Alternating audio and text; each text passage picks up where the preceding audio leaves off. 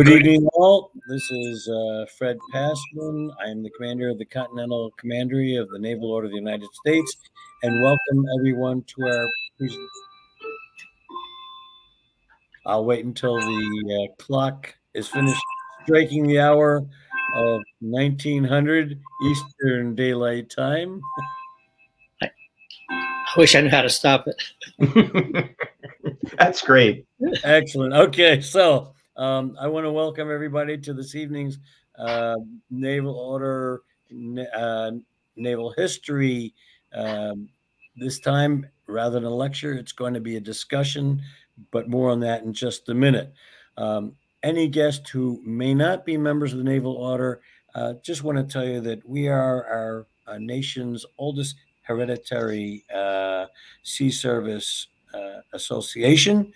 And our primary mission has three components: to preserve maritime history, to promote knowledge of maritime history, and to promote camaraderie amongst those who have served or who have had relatives who have served in the maritime services. And those include the U.S. Merchant Marine, the Public Health Service Corps, the NOAA, U.S. Marine Corps, U.S. Coast Guard, and my favorite, of course, is the United States Navy. The other thing I want to point out to everybody is it's time to mark your calendars for October's National Naval Order of the United States Congress, which will take place 18 to 22 October at the Hilton, Alexandria, Virginia. In addition to the Congress itself, which has an exciting program already well in place, we are planning several side tours that we're still working on finalizing. Watch your emails, watch the Naval Order LinkedIn site and the Commandery's webpage. If you're not a member of the LinkedIn group, I invite you to join us so that you can keep a pace and abreast of our activities. With that, I'm going to turn the program over to my companion, John Paracchio, who is the chair of our Naval History Virtual Lecture Series. John, take it away. Fantastic. Thank you, Captain Passman. So it's my great privilege to introduce Dr. Dennis Okerstrom, who is Professor Emeritus at Park University near Kansas City, Missouri. He retired in 2018 after 35 years of teaching. The Mary Barlow Professor of Language and Literature. He held posts as head of the Liberal Studies Department and chair of the English Department. He's author of 6 books, including Dick Cole's War, which we're actually going to hear about this evening, Doolittle Raider, Hump Pilot, Air Commando. In 2015, his book, Project 9, Birth of the Air Commandos in World War II, won the Best Air Power Book Award from the Air Force Historical Foundation. He received numerous he received numerous honors from the university for his teaching and writing, including the Distinguished Faculty Scholar Award, as well as being named Distinguished Humanities Faculty. In 2018, he was given the university's first ever Presidential Meritorious Service Medal. Dr. Okerstrom is a pilot and certified flight instructor. He served as a small boat coxswain in the Coast Guard Reserve. He lives with his wife, Jeanette, in Independence, Missouri, and is currently conducting research for a book on glider pilots who transported troops and equipment into Normandy on 6 June 1944, when he is not attending the ball games, soccer matches, and recitals of his 8 grandchildren. So we welcome Professor Okerstrom to this evening's interaction with our audience. And so I must point out that folks who want to ask questions and make comments, use the comments section on the StreamYard website, and I will be relaying those to Denny, is how he likes to be called, as we go forward. As a prelude, we will have a bit of I guess, pictographic history in the form of a movie tone film.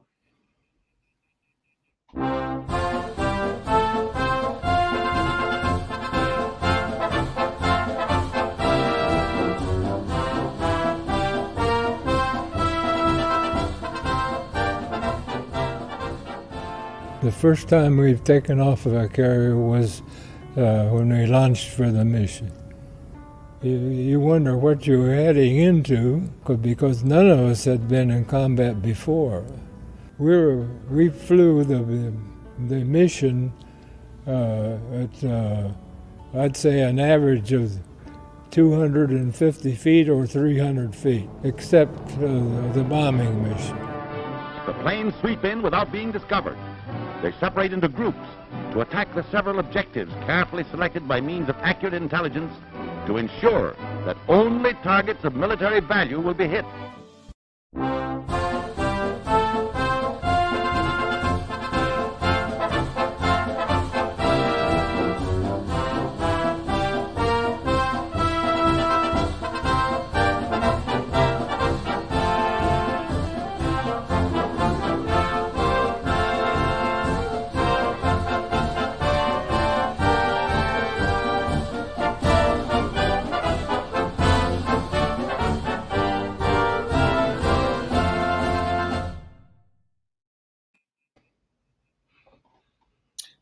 That voiceover, incidentally, was Colonel Dick Cole, who was Jimmy Doolittle's co-pilot in that raid, the first plane off.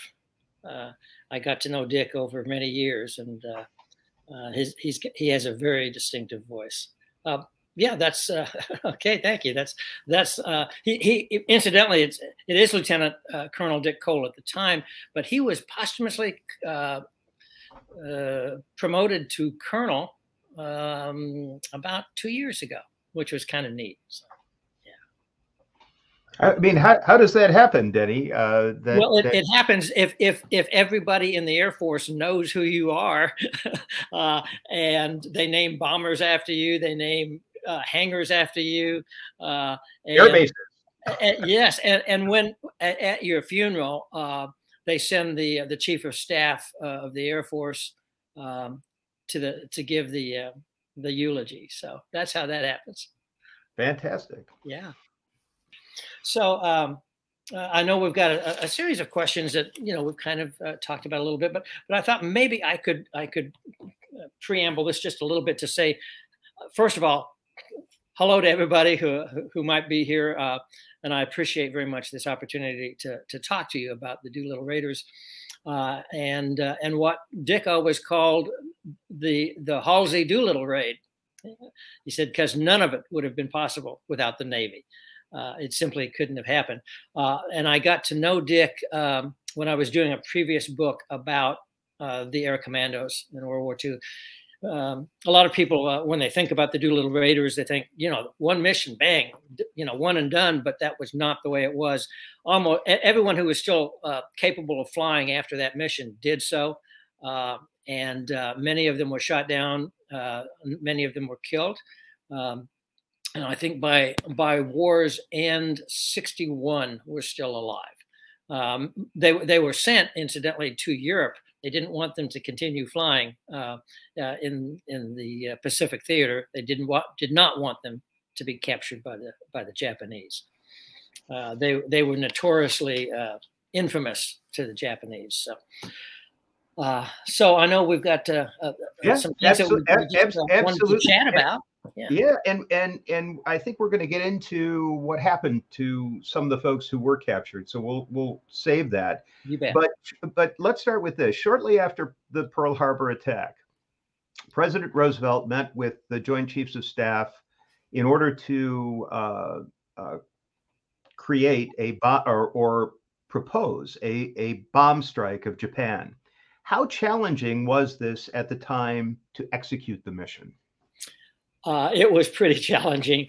Number one was the sheer distance that you had to fly to get to anywhere in Japan. The Japanese did it by carrier. They sent that whole task force with 6 carriers and 400 planes to just north of Hawaii to get that done. So they had about 200 to possibly 250 miles to fly. We didn't have that option in terms of land bases. And so the biggest obstacle was finding a plane that could fly as far as it needed to. As you can see from this map, and this is an official Army Air Forces map, when the task force, which included the Hornet, as well as the Enterprise, and 14 other vessels, and 2 submarines, they approached, their plan was to get within about 400 miles of Japan. They were spotted. And so I think we're going to talk about that a little bit later, and I'll give you more details about that. But so number one was the sheer distance that they had to somehow shrink that distance if that were possible. The other thing to remember is that there were a lot of people who had a lot of really good ideas, and they always forwarded them to someone that they knew at the Joint Chiefs. One of those ideas involved. There are 900 volcanoes across the Japanese islands. And one of the ideas that somebody put forth was, what if we bombed those volcanoes and caused them to erupt? That would be a quick end to the war. And I think Hap Arnold said, thank you very much, and we're going to take that under consideration, but thanks for letting us know. Okay. Another suggestion was, and this came from a newspaper editor, who suggested that they get 500 airline pilots to fly every airliner available. Didn't say exactly where they'd be taking off from or how they'd accomplish this, but to bomb Japan. And that had a certain amount of enthusiasm, except among the airline pilots, who were not particularly enthusiastic about that idea. Okay. There were some other things though. And we'll talk about exactly how this came about here in just a bit, but there were actually 3 simultaneous missions to bomb Japan that were all super secret. They didn't know about each other. One was led by a colonel named Caleb Haynes in a project called Aquila. And his orders, direct from Hap Arnold, were to take a force of B-17s across the Atlantic, up the African coast, and finally get to India, and then hence into China, where he was going to bomb Japan using those B-17s. It took a while for him to get started because he didn't find out about that until late February, and to form an entire unit like that and get the resources that he needed, he got there after the Doolittle raid was over. And so Caleb Haynes and all those bombers became part of the 10th Air Force, and also became involved in flying and forming Secret Project Number 7, which was flying the hump. And then the third mission was under a colonel named Harry Halverson, and he took a force of B-24s across, and he was going to follow up after Caleb Haynes. However, he got diverted once he got to North Africa.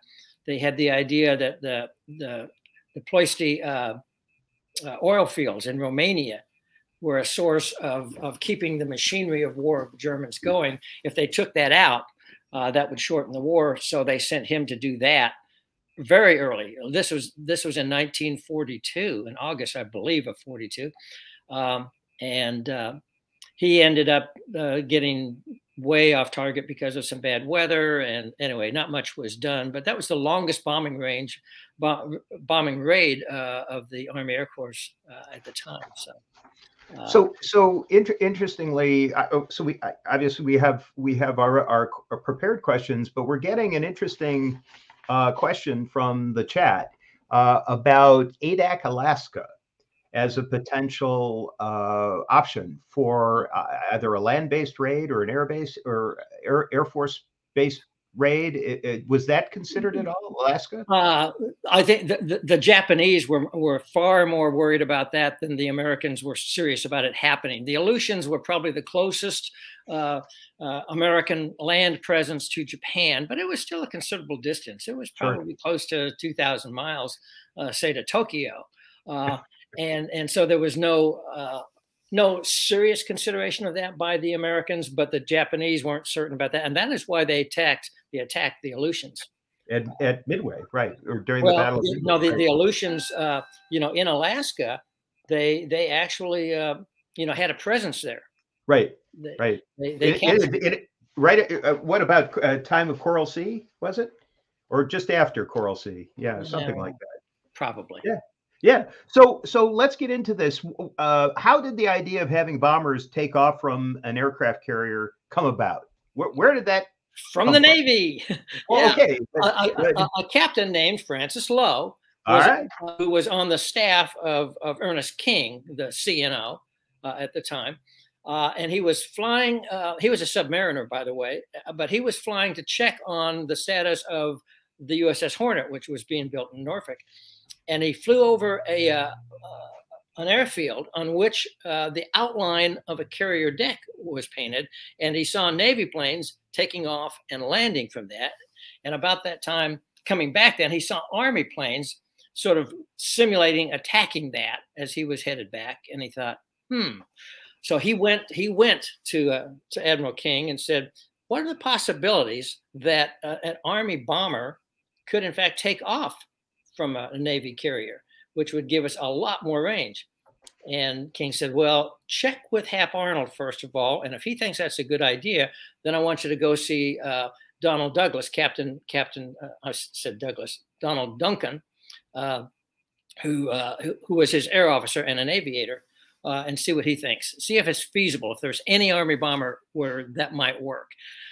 So when he approached Duncan said, well, I can tell you right now that they might be able to take off, but they're never going to land on a carrier. First of all, they've got a tricycle gear, which means that they had a nose wheel. So the back end sticks way up too high. We can't put a hook on that, to catch the 3-wire. It's not going to happen. Plus, it's just too big and too heavy to consider that. But it could possibly work. So he sat down for about a week and ran through all of the available literature and facts and figures on the various Army Air Force bombers at the time. There weren't that many twin engines.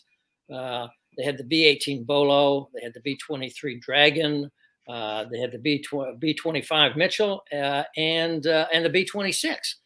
The first two were really not even considered because they were basically converted airliners, from Douglas, converted, say, from the DC-2. Not a direct correlation, but just kind of a military version of that.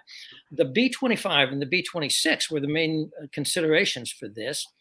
And after looking at them carefully, he finally decided the B-25 was really the only one that would work because it had the capabilities of, with some modifications, to fly that far.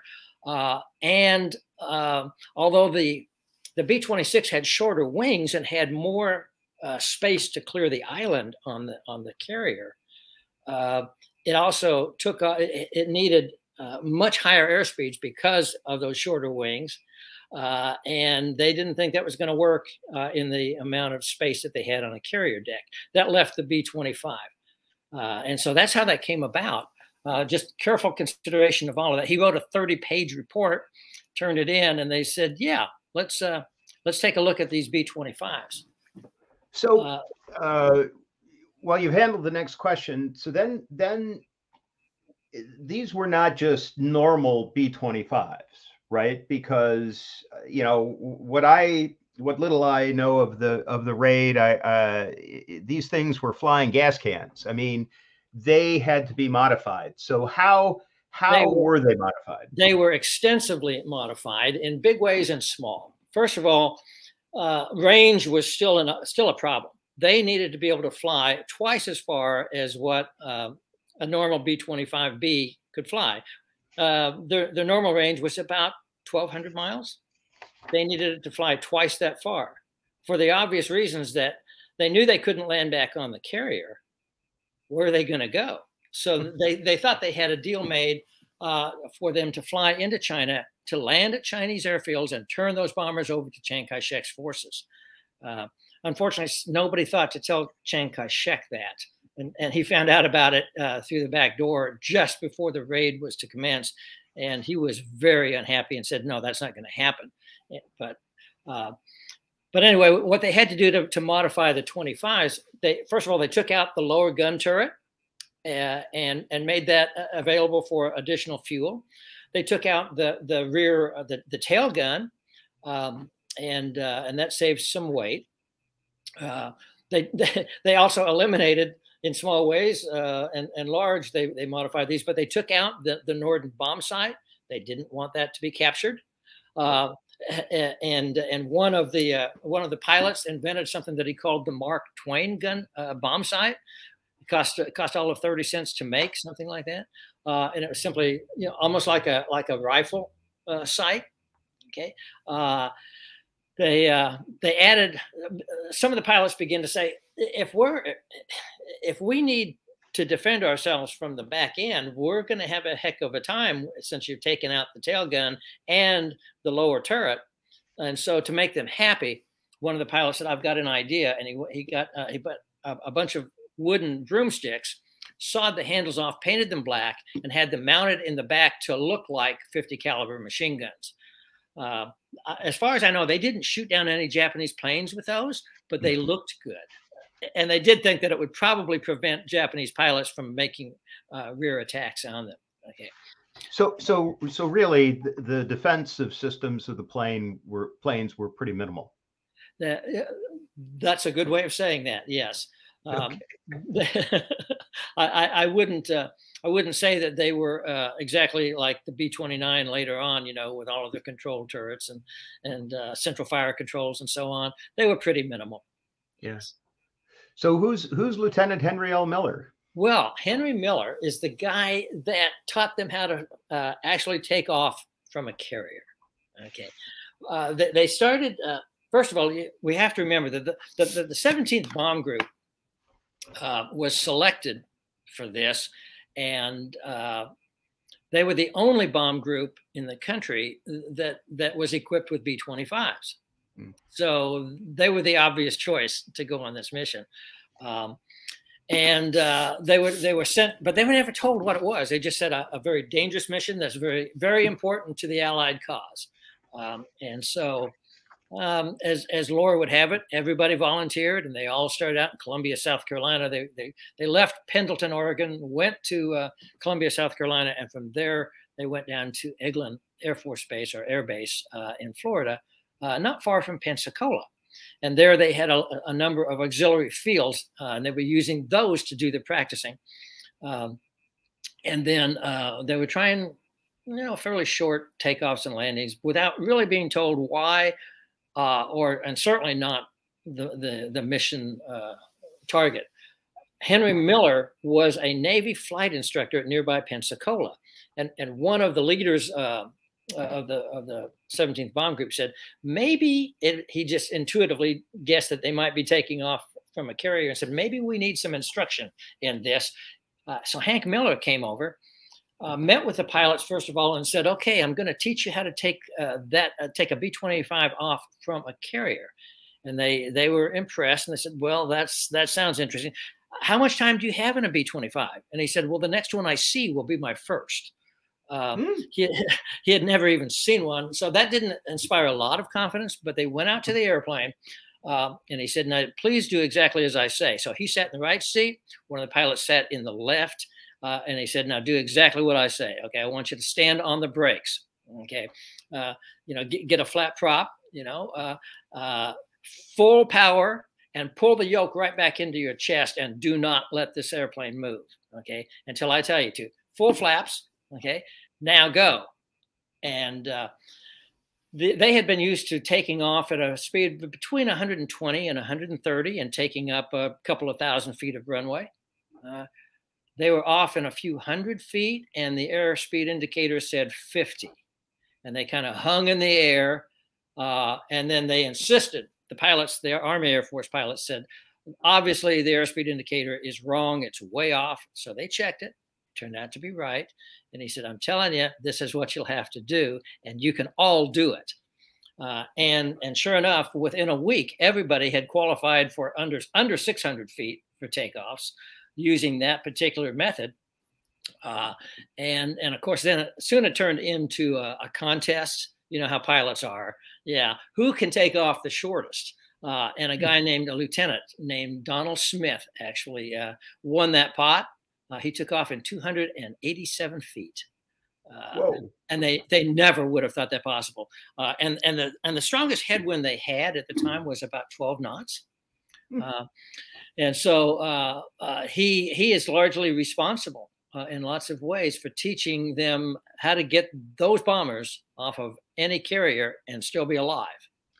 And so, I mean, you know, joint operations between the Army and Navy were not normal. This would be one of the first. Yeah, exactly. And so, you know, in addition to teaching them about aircraft carrier operations, obviously, and taking off with a much shorter distance, did naval personnel assist them in any other ways? I mean, we certainly, when they got on the ship, they were like fish out of water, literally. Okay. Yes, they absolutely were. If you'll indulge me for just a second, I'd like to read real briefly a passage from my book, Dick Cole's War, that directly hits on what you're talking about. It was April Fool's Day of 1942, and Second Lieutenant Dick Cole was feeling every bit the fool. There was absolutely nothing intuitive, nothing remotely commonsensical about a U.S. Navy ship. He wanted to say boat, but Hank Miller had cautioned against that. It was a ship or a vessel. Boats were much smaller.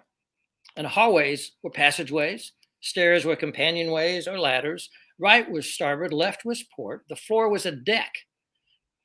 Thank God he'd soon be off of this vessel.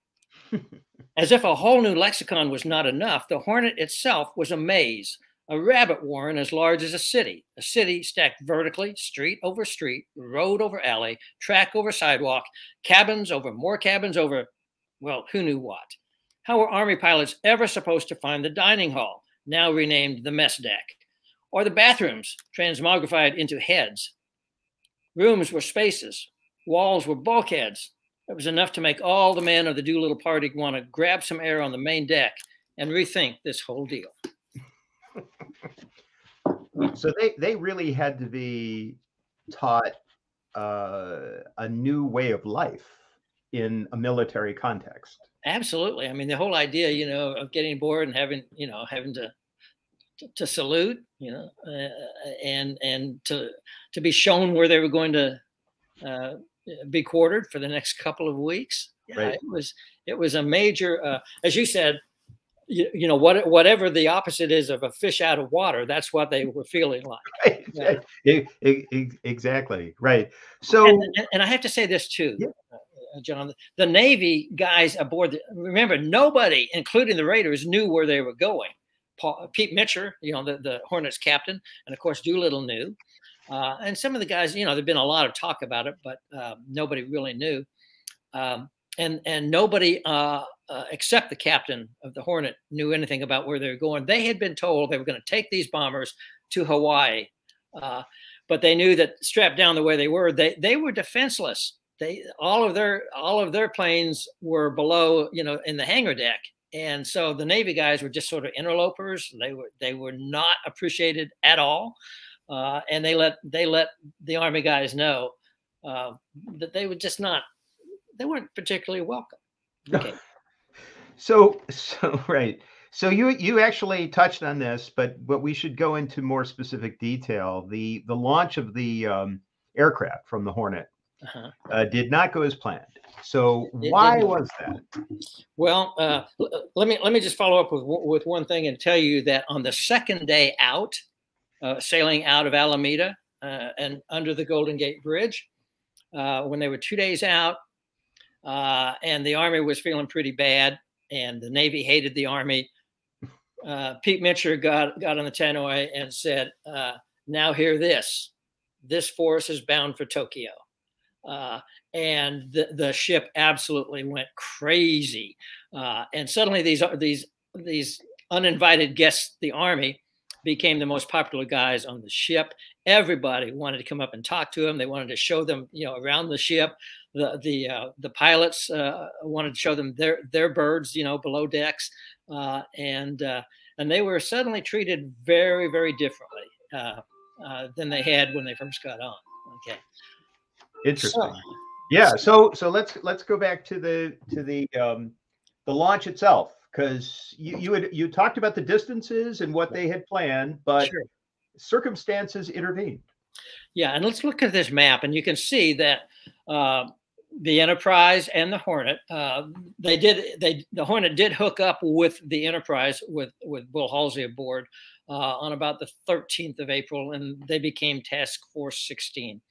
And their idea was to get within about 400 miles. However, the Japanese had set out a series of picket boats at an arc of about 650 miles from the islands, the Japanese islands, and they ran into those early on the morning of April the 18th. The idea was they were going to launch sometime mid-afternoon on the 19th. And Doolittle and his crew were going to be the first off. They were going to fly, drop incendiary bombs on some places in Tokyo that would light it up. And the others would take off and arrive after dark, guided by the fires. Okay. But they had been spotted by the picket boats. They did not have radar. The Japanese did not. But the American vessels had radar, and they picked them up at a range of, I don't know, 20,000 yards, and said, we've got some problems here. And sure enough, they had been spotted, and one of the radio men said, they have just sent a radio signal. The fishing boat, that's the Situ Maru, and so they knew they had been spotted. So then at 8 o'clock in the morning, as many of the Army pilots were on their way to the mess deck to get breakfast, instead they said, Army pilots, man your planes. Army pilots, man your planes. So they immediately turned around, grabbed their loaded B-4 bags and headed for the aircraft, had them pre-flighted and ready to go within minutes. And by 8:20. They had launched the first aircraft, and that was, of course, Doolittle and crew. And by the way, he was the first one. The others were all kind of stacked up behind him, so they had the very shortest deck. In fact, he asked one of the handlers there on the Hornet, so how much exactly from my nose wheel to the end of this deck? He said 467 feet. Okay, we can do that. And so they were the first ones off. And as you heard in the voiceover, at the beginning of this, they flew between 250 and 300 feet all the way into. They also knew at the time that they probably were not going to have enough fuel to make the landing fields that they had hoped to make in China. And they also had picked up a headwind, which really threw them way back and way behind the power curve of gasoline consumption. And so it did create a problem. Yeah. But the reason, again, for the early launch was because they had been spotted. So how many of the B-25 bombers were able to make it to Japan? What happened? Okay. There were 16. Okay. And they all made landfall at Japan. Okay. One, however, was already using far too much fuel. There was something wrong with his carburetors or the settings or something, and so he ended up saying, "We've got to get out of here because we are never going to get out of here with the fuel that we have." He ended up turning right and landing in a small piece of Russia that wasn't very far away from Japan, and so. The others all hit targets that had been predetermined in 5 Japanese cities. And the plan then was to turn south rather than go straight west. They turned south before they turned back west, simply so they hoped that nobody would see exactly where they were going and couldn't trace them that way. And one of the things, the fuel that they had aboard, they also had a whole, plane full of 5-gallon fuel cans that they kept emptying into the fuel supply. They used that first before they got into the bladders of the fuel. system of the airplane. And one of the things that they were told to do was to tie them all together and do not throw them out and create a trail back, to the task force. Okay, hold on to them and then throw them out all at once. Okay, when you got closer to Japan. So they did. They bombed their targets. None of them were shot down.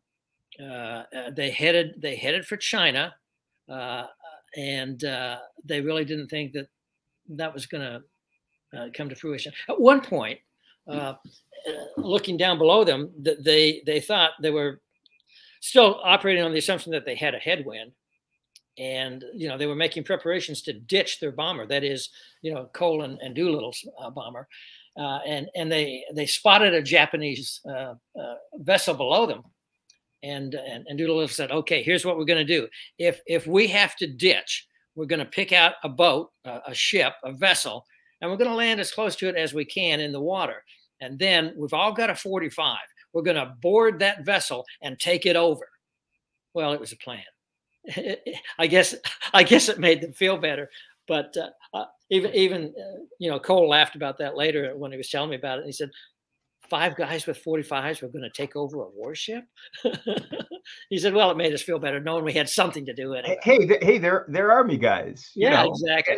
Anything's possible. So we need to get into the strategic importance of this raid, because it really was important. It changed how the Japanese viewed the United States at that time. Maybe you could elaborate on that. Sure. The strategic, the actual damage done by 15 bombers with dropping 2,000 pounds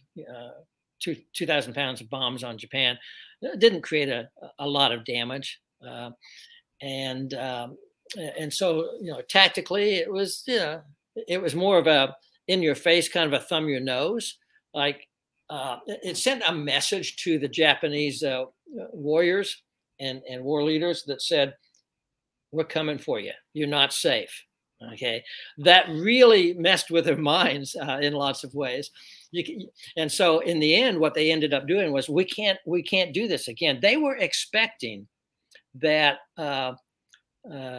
We'll talk about this maybe in another minute or two. But they knew the raiders were coming.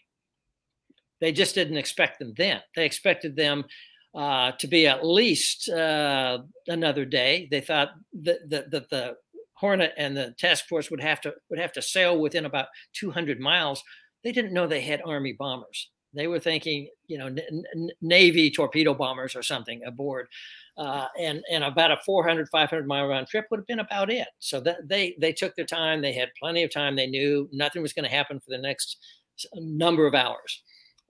But after the raid, they realized, I think maybe we miscalculated. We need a much bigger arc of defensive positions around the home islands, and so that's what they did. That eventually ended up because the Americans had cracked the Japanese code and they were able to read their messages.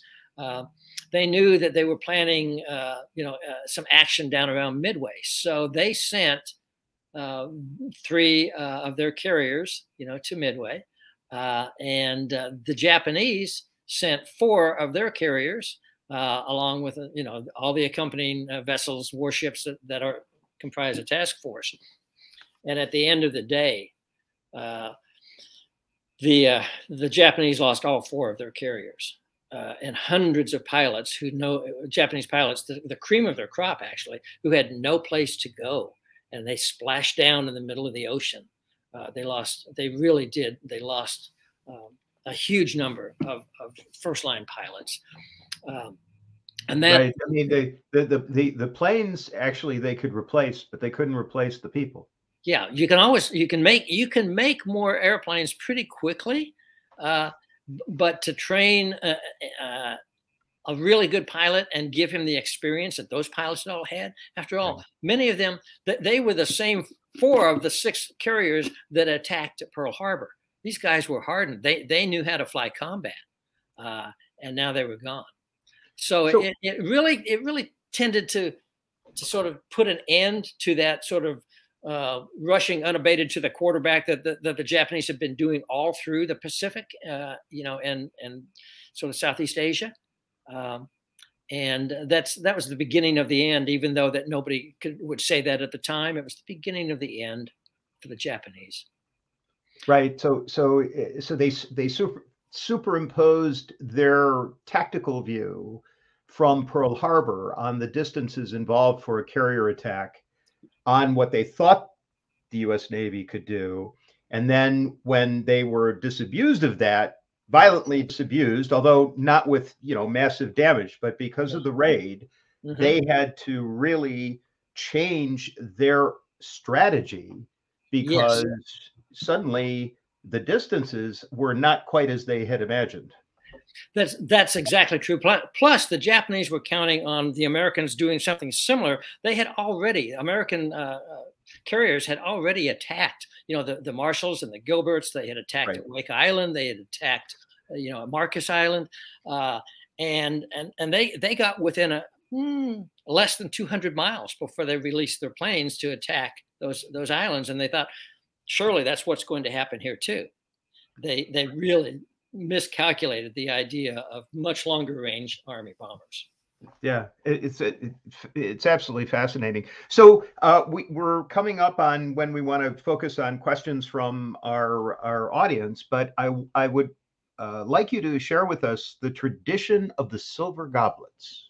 Yes.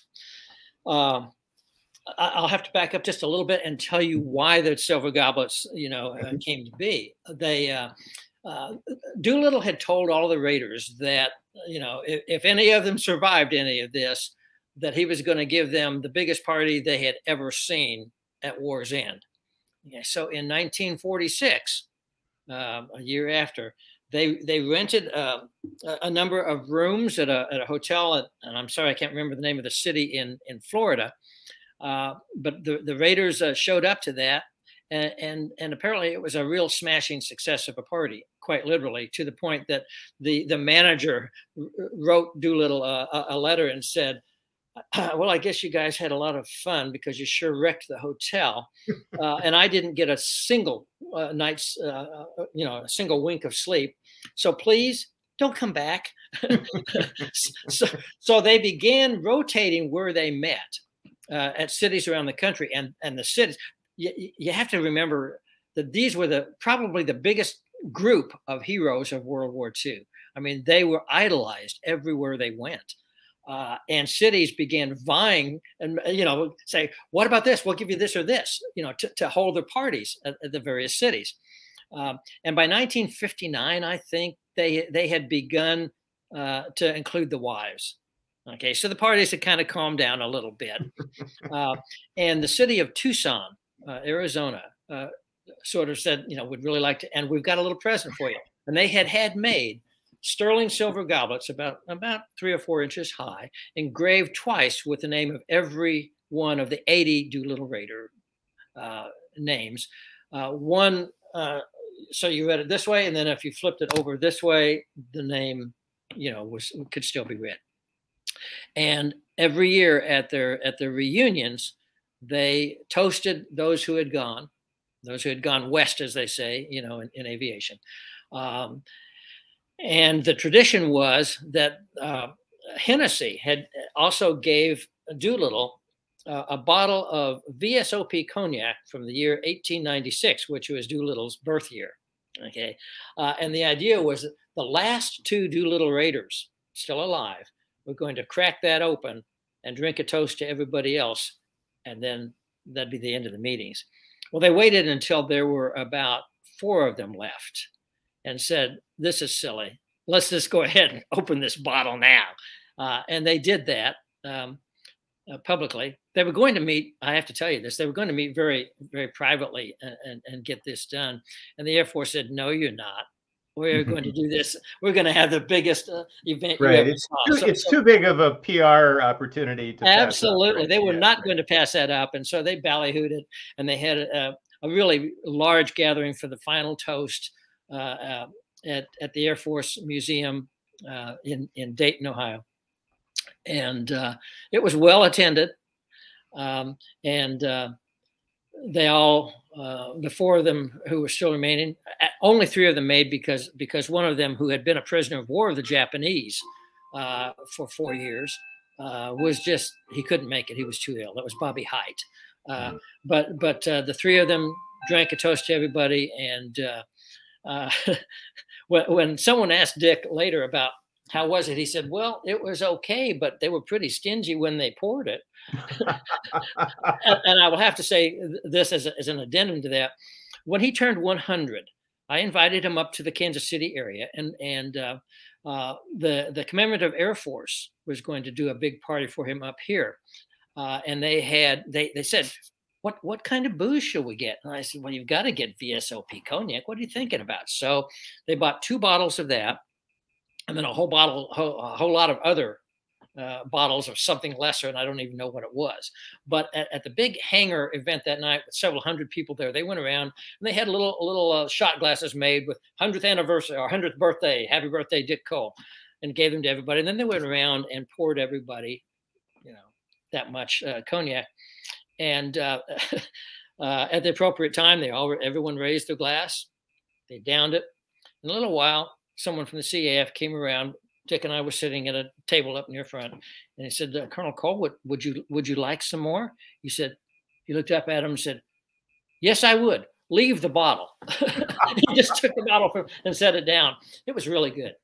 It's like a John Wayne movie. So there are some military service legends regarding the raid that should be debunked. So how about a couple of those? Okay. One of them, we gave a program on the 75th anniversary of Pearl Harbor a few years ago in Kansas City at the World War I Museum. And at the end of the program, we took some questions, and then he said, I just want to settle the dust on one issue. And he said, that was, this idea that everybody in the 17th Bombardment Group stepped forward and, we were all heroes. We all wanted to bomb Japan. Please pick us. And he said, we were the only B-25 group in the country. We were going whether we volunteered or not. if you're the only ones that can do it, you're volunteering. Yeah. Okay. Yeah. He said it's more like we were voluntold. There you go. Right. And so that's one thing I think that people probably want to know something about. Another one is that repeatedly, while they were on both before they boarded the Hornet and while they were still on the Hornet before the raid, Doolittle repeatedly said, now, if any man wants to withdraw from this, you can do so without any thought that anything will ever be on your record. No, nothing will ever be said if you do that. Okay. And by the way, they had extra crews. They had a lot of extra people who were wanting to go on that mission. Some of them, not so much. And they took photos, and you showed one a little while ago of the Doolittle crew. They took similar photos for all of those 16 bombers with 5-man crews. And there is one crew in which there was a switch, because one man and simply said, Colonel, I don't think I can do this. And so they had plenty of people, and they put someone else in. And there is one of those photographs. For the sharp-eyed among you, you might be able to tell has been photoshopped, and there's a face on somebody else's body. Okay, I never asked Dick because I knew he would never say anything. I think it's indicative of who those men were. They said they wouldn't ever make anything about anybody who wanted to back out, and they didn't. To this day, no one has ever named that man, and for that reason, I never made any effort to try to find out who it was. But I know that there was one who said, can't do it. And that photo is there as again, for the sharp-eyed. And I won't even tell you which crew. I'm not going to do that. Yeah. Well, so now, what the total personnel involved, air crews? Okay, there were 16 air crews with 5 men each. So there were 80 men altogether. Okay. And when they got to China, they all ran out of fuel. In Dick's case, they hit a really bad storm. It was late at night. It was about 9 at night. It was black, raining. They were being tossed around like a toy, and they were beginning to sputter. They were running out of fuel, and Doolittle said, "I guess we're going to have to get out of here." And that Dick said the only time that I was ever the least bit scared on that mission is when we opened that hatch, you know, in the belly of the plane, and I looked down and this is a black hole, and I thought, "What am I doing here?" And someone asked him one time at a program, "What was your most exciting moment of that entire raid?" And he said, "When my parachute opened." Right. Yeah, that's a exciting and positive Absolutely. moment. Right. Right. I mean, well, they had no frame of reference with this part of the world. No, they did not. They were flying, and they came down all over. Two of the crews ended up crashing close to, well, the beaches and close to the. Is that Doolittle's plane? I think his was more of a wreck than that. But two of the crews landed on beaches at the, you know, on the anyway, the Chinese beaches, and they were captured. Two of the men drowned. One man died from another crew bailing out. He probably hit the tail of the aircraft. So 3 men died, you know, just getting out of or trying to get out of the planes. 8 men were captured. They were tried. Three were executed. 1 died as a prisoner of war. 4 survived throughout the end of the war. Wow. And when they were rescued, they weighed about 90 pounds each. Right. Yeah. It wasn't a good experience to be a prisoner of war of the Empire of Japan during World War II. Prisoners of war of the Germans, air crews, suffered a fatality rate of about 5% during the war. It was about 50%, if you remember, if you were a POW of the Japanese. You didn't want to be captured by the Japanese. Well, of course, their mentality is that you were a lesser human because you didn't die. You didn't kill yourself. You weren't killed in battle. You're just not. That warrior ethos, right? That's it. Yeah, that's it. It was truly a cultural thing. So turning to some of the questions we have in the chat, we've got one here about when the member of Admiral King's staff was visiting Norfolk and watching B-25s landing or taking off or whatever they were doing. That was Captain Lowe. Yeah, so Captain Lowe. So why were the B-25s there in Norfolk? Okay, those B-25s, they were not B-25s that were doing that. They were Navy fighters that were taking off and landing. So he was looking at a Navy training exercise, and he's thinking, hey, what if I could put but he did see some Army bombers that were not B-25s, you know, making like runs at the same area on his flight back. I got you. I do have to say this, though, that there were some B-25s that were sent. When they begin to think the B-25 is the only one that's going to be able to do this, they asked Hap Arnold to send them 3 B-25s that they then loaded onto the Hornet that was still in Norfolk. And one of them was not able to be a part of that because they were having engine problems. But two B-25s, lightly loaded and with no crew, actually went out into the Atlantic and took off from the Hornet to prove that it could be done. And that was in February 2nd, I think, of 1942. Wow. Yeah. Wow. So that's really interesting. I mean, people were really thinking outside the box after Pearl Harbor. Yeah, and it's too bad they weren't thinking outside the box before Pearl Harbor, but that's another story. Yeah, indeed. So we have another question about submarines supporting the raid, and a question about what their role was. Okay, the role was if it looked like warships were going to be coming in and to intercept the task force, they were going to try to take them out. At the very least, they were going to take pictures and let them know you need to be turning left 09 or something, whatever. You need to get out of here because bad things are going to happen. But so the submarines must have been pre-positioned because the task force is operating at what, 20 plus knots? 20 plus knots, and I think they were kind of like scouts out ahead of them. They were making sure that it was clear ahead of them.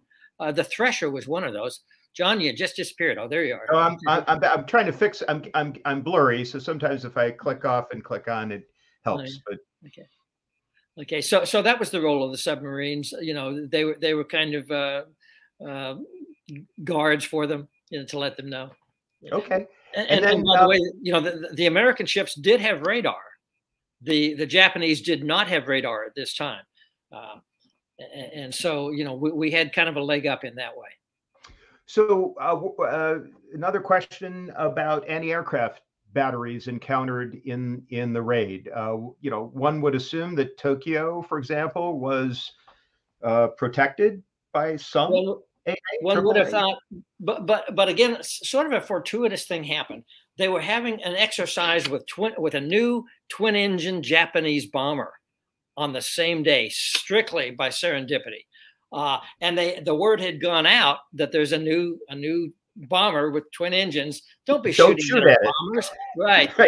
And in fact, at an air show in Oshkosh, Dick and I were up there one time, and he'd given a little talk about the raid, and a Japanese man in the audience, somewhat elderly, raised his hand and said, "I was a student at the time of the raid, and I was hiking in the mountains, and I looked down and I saw two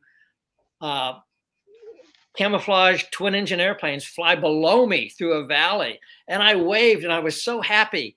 He said, "It was later that I found out it was you guys."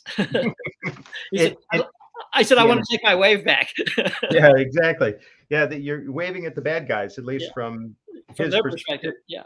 His perspective. So we're at the end of our time, and I want to thank you very much, Denny, Professor Okerstrom.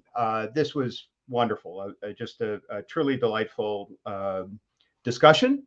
Although you did all the talking, or most of the talking, and so I want to extend the appreciation of the Commandery and of the Naval Order of the United States for your taking the time to do this with us. It's what happens when you give a professor a mic. Okay, I'll keep that in mind for the future. Speaking of the future, I've got a teaser for next month's lecture, which will be more of a presentation. And all I want to say about it is, and by the way, it's on June 23rd, same Naval Order time as this evening. And for those of you who think you know a lot about the history of carrier aviation in World War II, or operations of carriers in naval aviation in World War II, all I'll say is it involves two aircraft carriers that have as propulsion systems side wheel paddles. These were fully commissioned U.S. warships in World War II that were basically paddle wheel steamers. So that will be our topic for next month. And with that, I bid you all a wonderful evening wherever you are in the world. And if any of you listen, thanks so much. I had fun. Thanks.